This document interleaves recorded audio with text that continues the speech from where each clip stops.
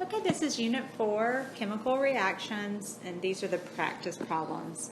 So we'll go over how to answer these questions in case you had questions. So number 1, we have magnesium exposed to high heat and nitrogen, which causes it to burst and react strongly and form magnesium nitride. Which element was oxidized? Okay, when you don't see a reaction like this, that is the key telling you to write your own. So we have magnesium, and when I say nitrogen, hopefully you'll think, oh wow, that's one of those diatomic elements. And then we have magnesium nitride. Well, magnesium is a +2 ion, but nitride's -3. So our formula is going to look like that.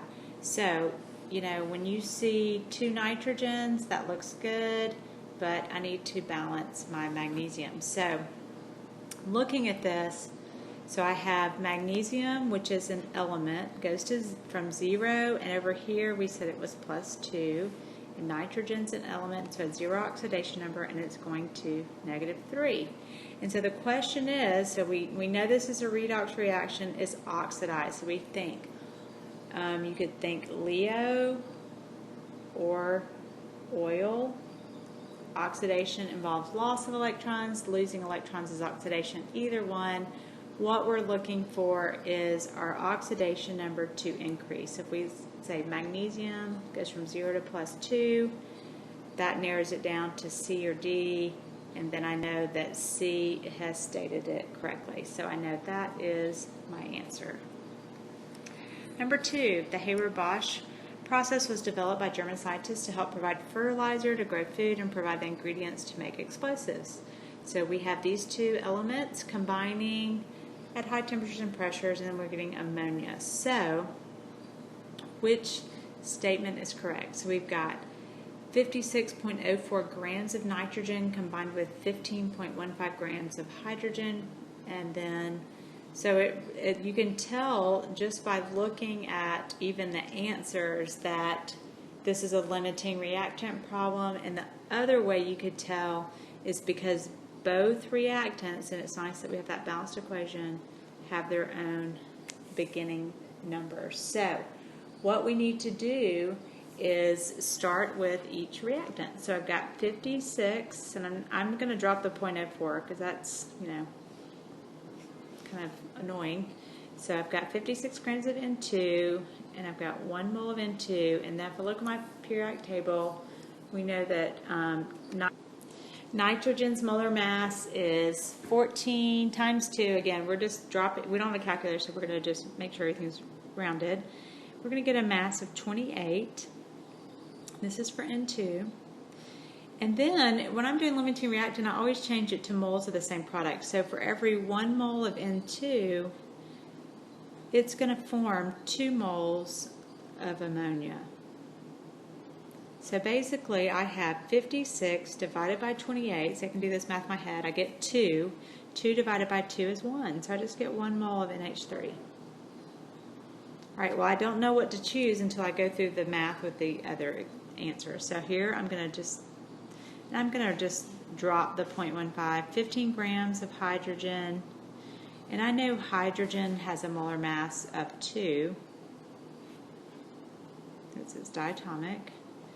And then, looking at my mole ratio, for every 3 moles of hydrogen, it forms 2 moles of ammonia.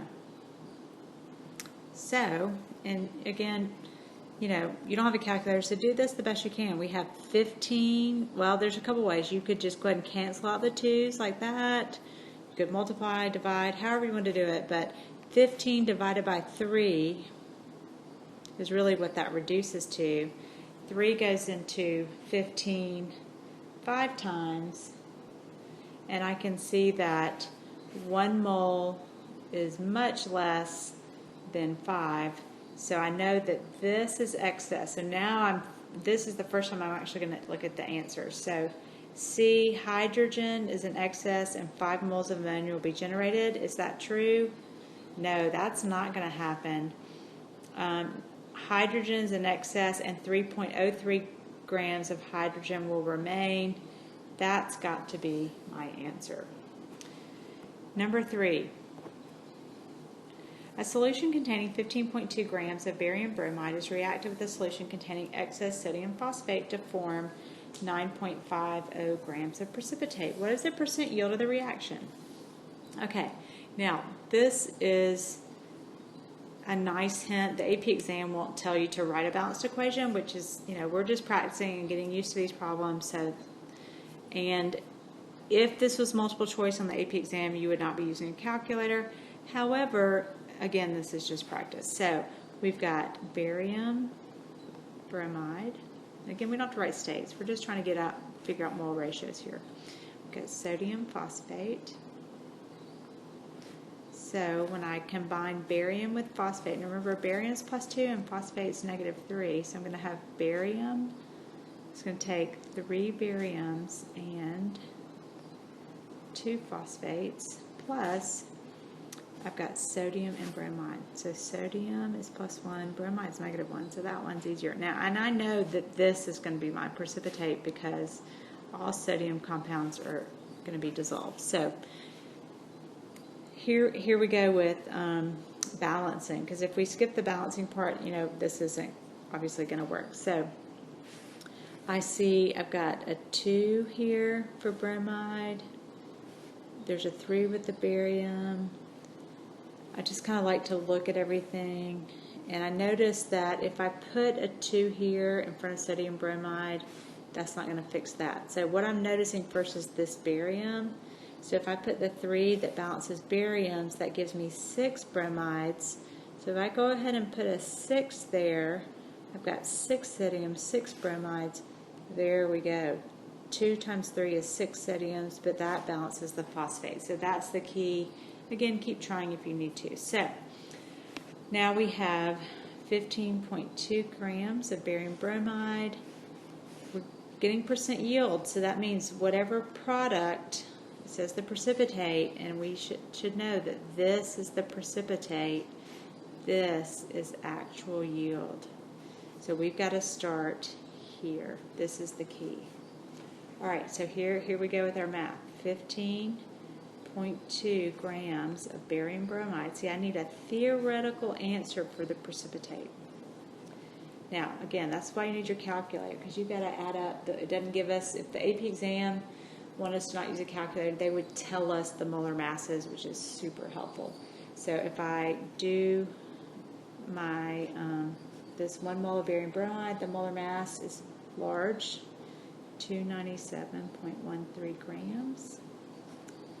Barium bromide, and then my mole ratio, well, I'm forming this precipitate, which has this 1 mole of barium phosphate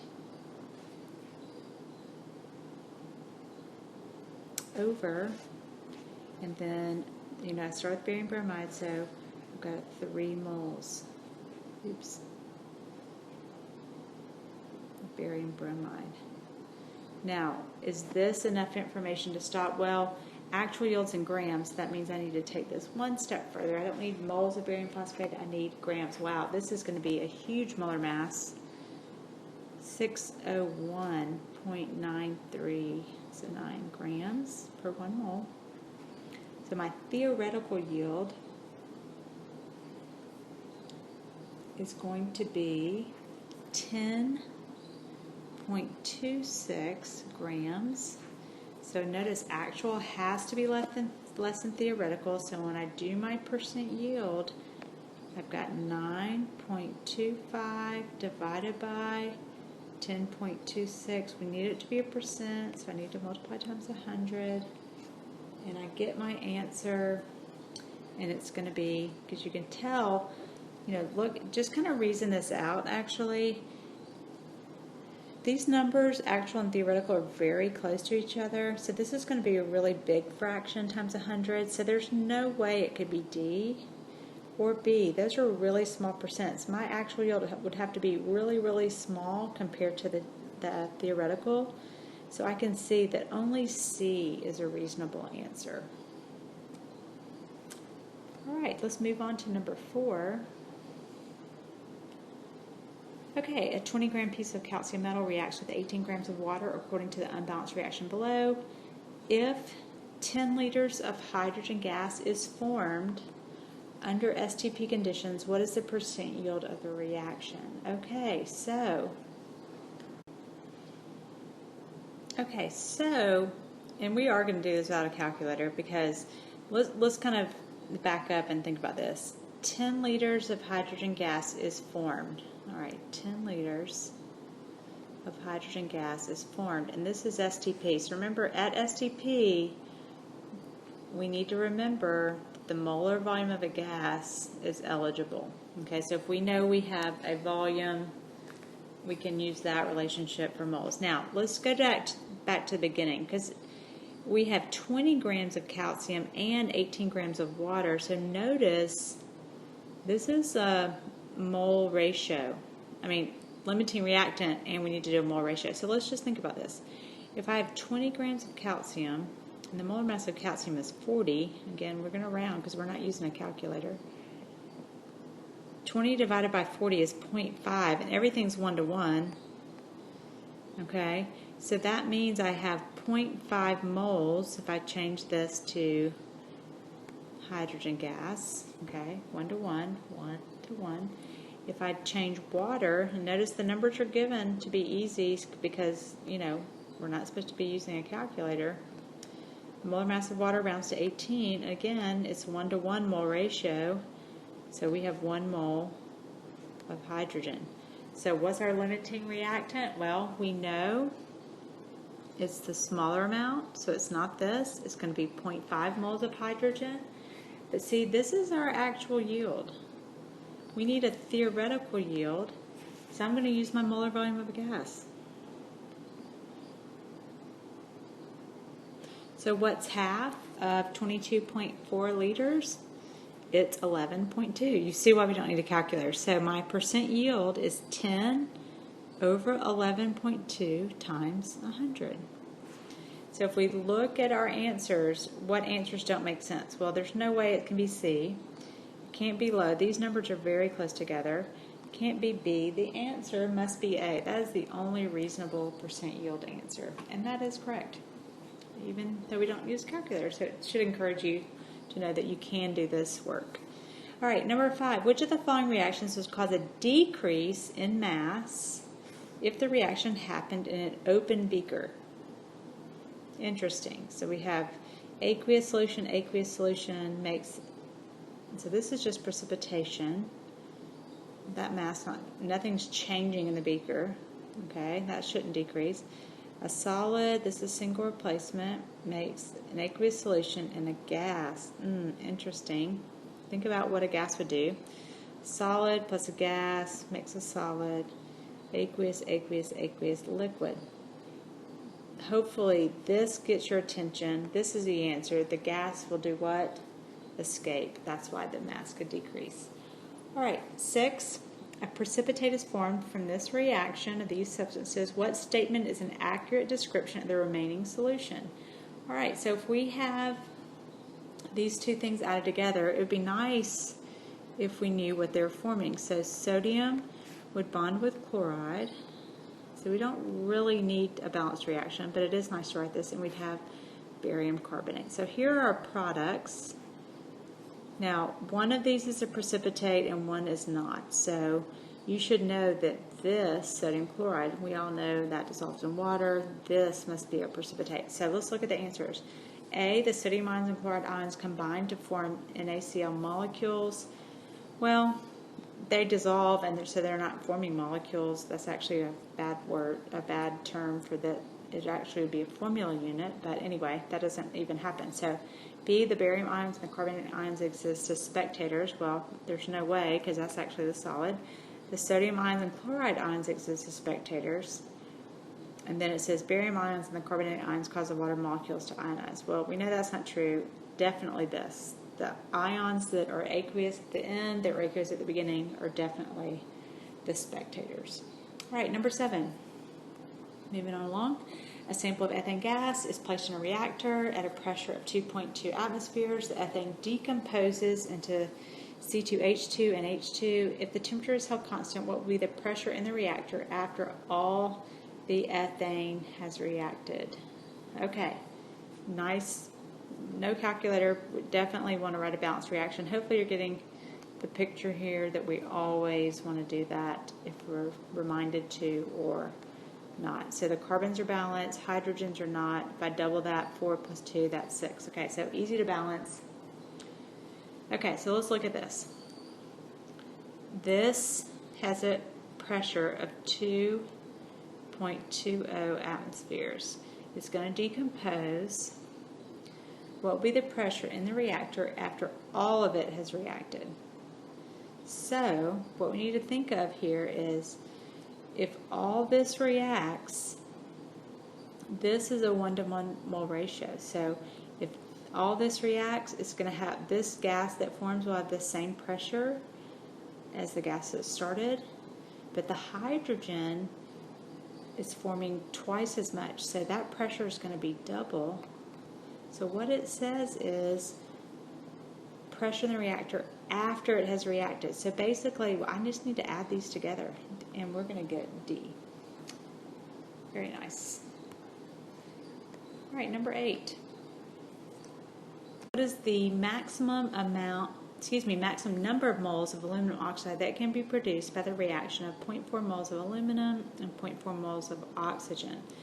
All right, so this is produced. So we know that is produced from its elements. And odd, even and odd number, double the odd, and we need a 4. Okay. So we've got some math to do here. It's just going to be mole ratio. So 0.4 moles of aluminum.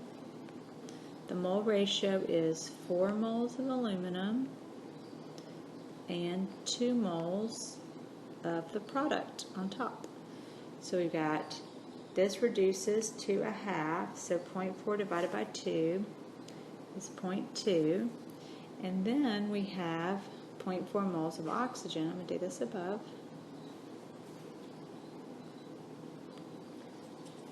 I'll do it right here.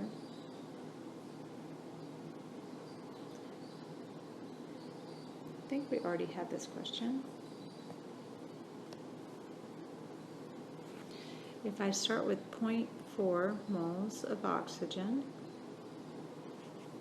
and then I end up with 3 moles of oxygen on the bottom, and then the 2 moles for the product on the top, so 0.4 times 2 is 0.8, divided by 3 is 0.27. Yes, we have had this, and the answer is B. Number 9. Oftentimes, chlorates and perchlorates are used as a source of oxygen when something needs to be burned. The chlorate is heated to decomposition, and oxygen gas is generated. What is the percent yield of 12.3 grams of potassium chlorate is decomposed to produce 3.2 grams of oxygen? Okay, good. We don't need a calculator. 3.2 grams of oxygen, that is our actual yield. Remember, we always have to start from the reactant. So we have 12.3 grams of perchlorate. It gives us the molar mass, which is super helpful. And then we need to do our mole ratio. We've got 2 moles of KClO3, 3 moles of oxygen, and since this is in grams, this answer needs to be in grams. Oxygen, 16 times 2, molar mass of 32. So 12.3 divided by 123 is going to be 0.1. Okay, I'm just going to kind of write the summary. Then I've got, and you can do this, you can do 3 times 32, or I'm going to go ahead and divide 2 into 32 and get 16. So 16 times 3 is 32 plus 16 is 48. So that's 4.8 grams. So this is my theoretical. So I've got 3.2 divided by 4.8 times 100. Now let's look at our answers and see what's reasonable and what's not. 100% we talked about not reasonable. 50% would have to be 2.4 over 4.8, and 33% would have to be less than 2.4 over 4.8. So we know the answer for number 9 has to be B. Isn't it nice when we can just reason it out? All right, number 10. If 0.4 moles of hydrogen and 0.15 moles of oxygen were reacted as completely as possible to produce water, what mass of reactant would remain? Okay, so definitely need a reaction. Hopefully you're thinking that without being reminded. And we're going to change both the reactants. I'm going to start with the hydrogen since it was listed first. I'm going to do my mole ratio to my product.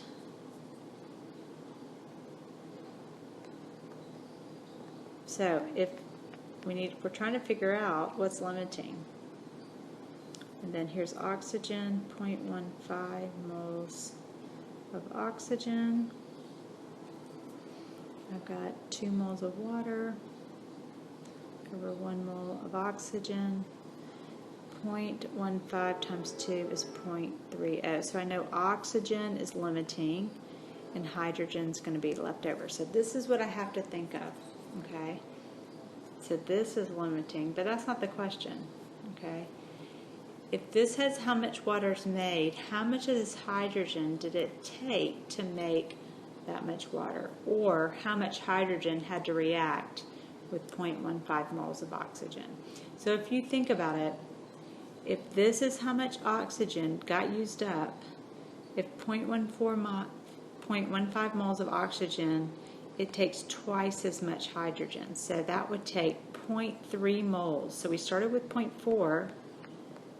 It only takes 0.3 moles to react.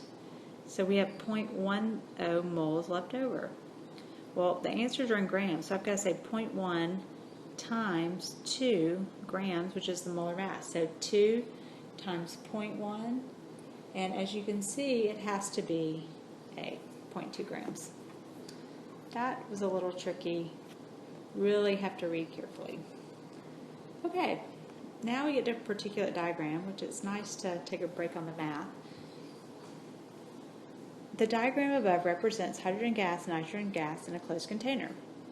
Which of the following diagrams would represent the results if the reaction shown below were to proceed as far as possible? Okay, this is balanced. Okay, so nitrogen are these big molecules, hydrogen are the smaller ones. So notice for every 1 nitrogen, and this is how I do this, for every 1 nitrogen, so I'm going to mark it out, it takes 3 hydrogens. So I'm marking them out. See, I'm done. The reactants are done. And for when that happens, for every 1 and 3, I get 2 ammonia. So let's find ammonia. Remember, nitrogen's the big circle. See, that won't work because we've got leftover stuff. What's wrong with this? It's got hydrogen in the middle. That's not going to work. That's got hydrogen in the middle. The only thing that's going to work is we've got this excess nitrogen. So I see that here, and I've got my product. There's my answer, D. All right, a reaction. Number 12, addition of sulfurous acid, which is a weak acid, and that's nice to have a reminder, to barium hydroxide results in the formation of precipitate. The net ionic equation for the reaction is, okay, be careful. Remember what we said about weak acids. Weak acids have to stay the whole molecule. So I'm looking, it can't be that because that would be a strong acid. It can't be that because that would be a strong acid. It must be B or D. Which one works? We want net ionic, so that means no spectators. So is it sulfurous acid? That's a strong base. There's a precipitate. There's water. Or is it they split this up and there's water? Did it say there's a precipitate? There it was. We know it has to be B. 13. What is oxidation number assigned to Cl and NaOCl? Okay, so let's look at that. NaOCl. So we know sodium is going to be +1.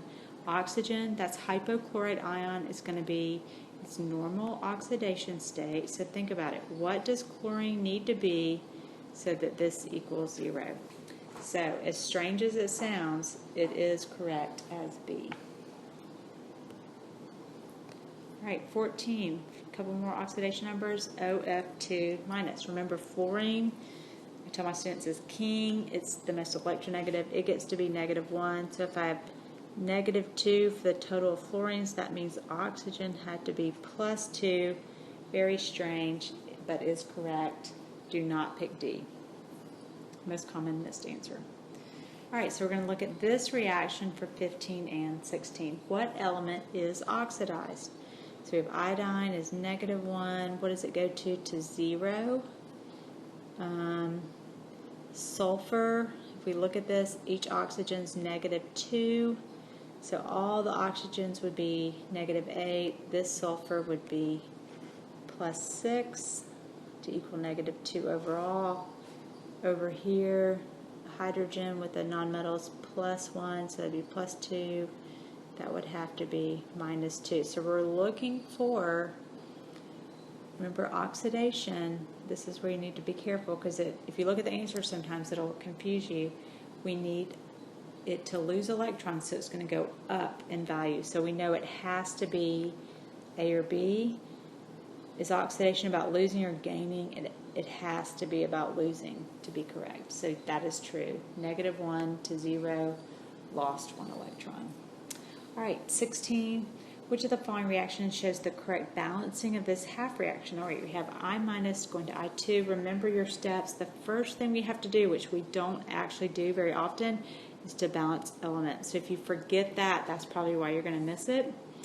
There's no oxygen to balance, no hydrogen. Now I have to balance electrons. So I've got 2I-. That's -2. This side is 0. So this is where my 2 electrons need to go. You have to find the right answer. Your answer is C. Okay, which of the following reactions is not oxidation reduction? Okay, if you remember, I told you a really good clue to know something is oxidation reduction, or what we call redox, is to look for elements. So when I see elements, I know that's got to be redox. See, I'm not going to pick those. I see an element, not going to pick that. Elements, not going to pick that. I'm assuming this is not oxidation reduction. I can go through and check all the oxidation numbers. Calcium is +2. Calcium is +2. See, if it's not redox, then none of this stuff's going to change. If I take this hydrogen carbonate ion out, I know oxygen's -2, hydrogen's +1. So this carbon, for it to be overall -1, -2 times 3, this is -6 +1. This is going to have to be +4 because +5, yes. If I look over here, I've got oxygen's -2, -2, -2. Hydrogen's +1. Carbon would have to be +4. And that carbon, oops. I don't know how that happens. And this carbon's +4. So we can see that that definitely is the answer.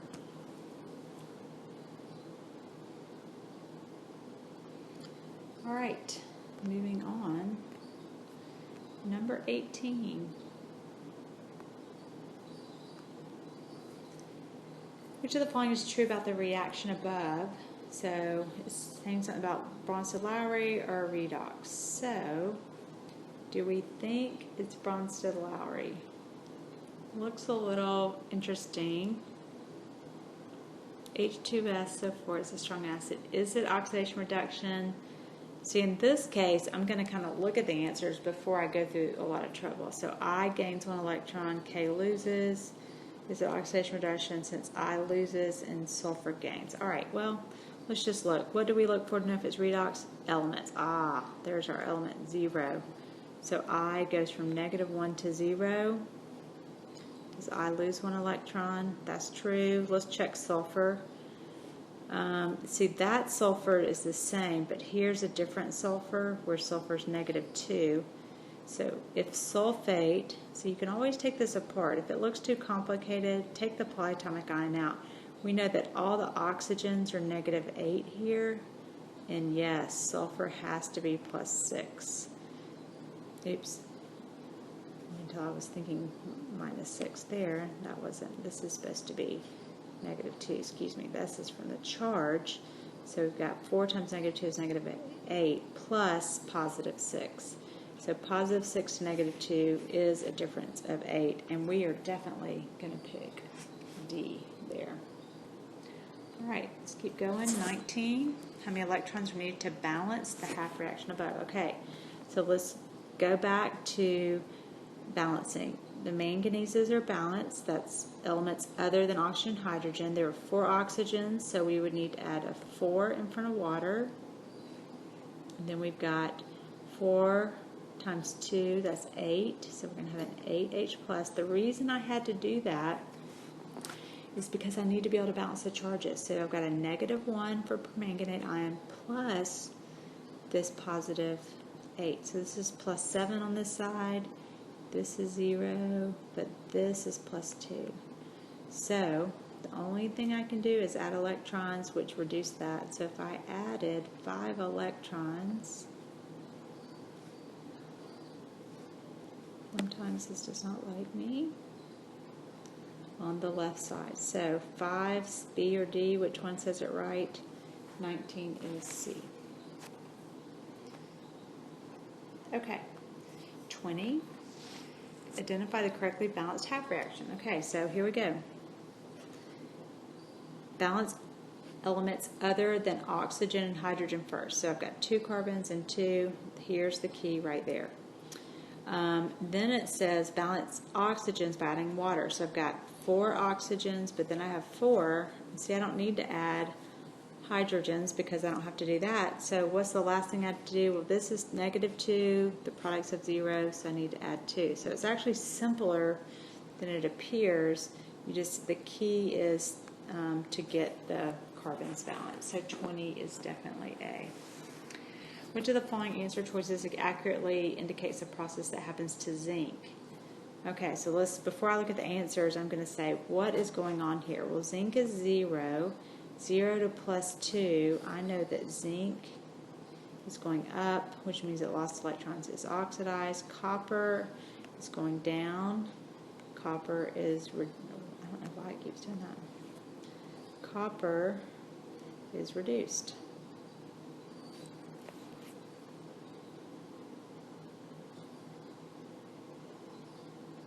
Okay, so which one of these says it right? Zinc is reduced. No. Zinc is oxidized. Its oxidation changes from 0 to plus 2. That sounds good.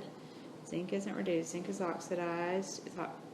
And see, that's backwards. So we know the answer is B.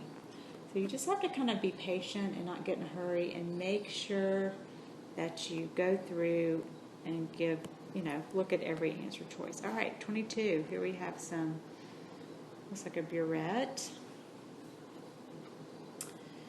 All right, so which of the following is the correct volume reading for the burette above? All right, so we know burettes go down, so we used over 28, but not to 29. So I can't pick anything that's 29.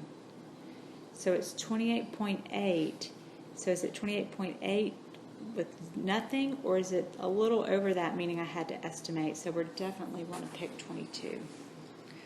I mean C for 22, 28.85. 23. What is the net ionic equation when these two, so we've got this strong base, and this hopefully recognizes your strong acid. So we've got complete ions in both reactants. This is going to be wrong because that's just the molecular equation. It asks for net ionic. B is wrong because this is a strong acid. It won't be together. It won't be together. Our only answer that works is just the hydroxide will bond with H plus to make water, and the other 2 ions, K plus and nitrate ion, are our spectators. Okay, so we've got this diagram. This is products, so that's good to notice, of a reaction to answer these next 3 questions. So which type of reaction is depicted above? Oxidation, reduction, precipitation, single replacement, or acid-base? Well, when we see AgCl, that hopefully makes this easier, and we want to pick B. Looking at 25, given the products above, what solutions were mixed together? Okay, so we ended up with AgCl.